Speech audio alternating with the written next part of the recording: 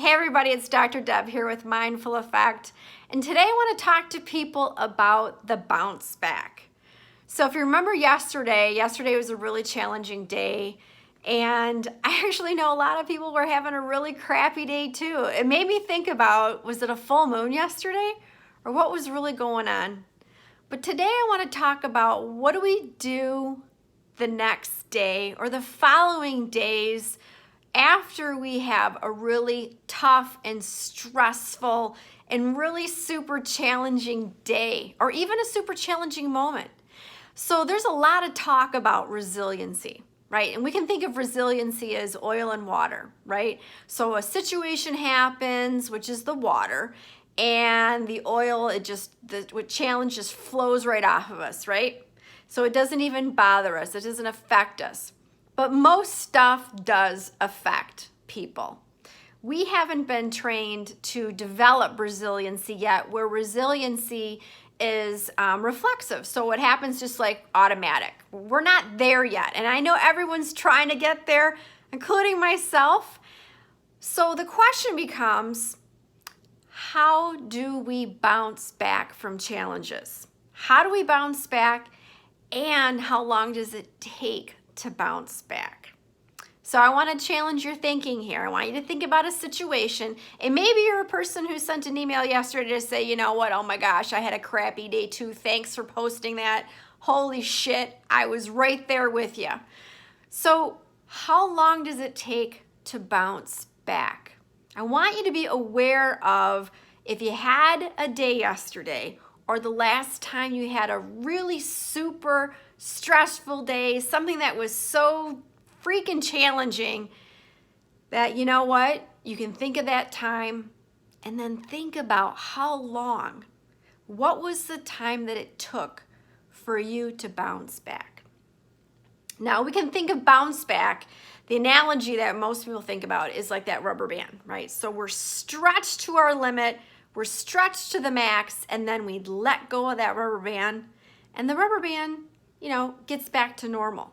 So how long did it take you to get back to normal?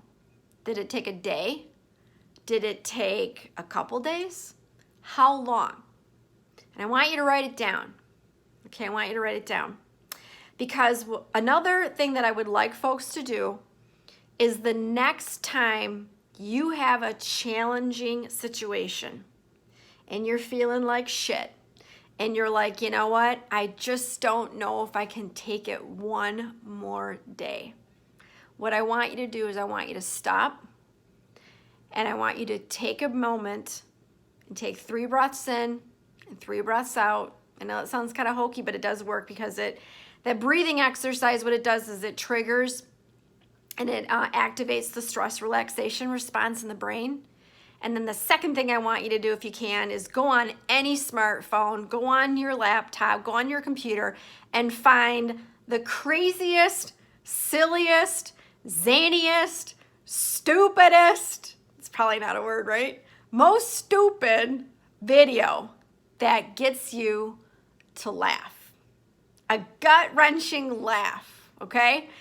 And what was really funny is my friend, I mentioned this yesterday, she's a major Scrabble person, and for some reason, the word bitch came up. It just got me to laugh. And what was so funny was I said to her, do you know that your brain cannot be in the fight, flight, freeze state if you are authentically laughing? So take a moment, stop, breathe.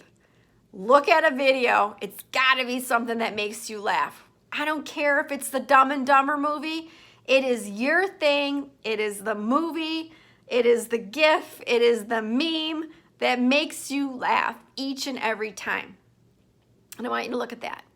And I want you to continue to look at that funny video or watch that movie to the point where you can feel it in your body.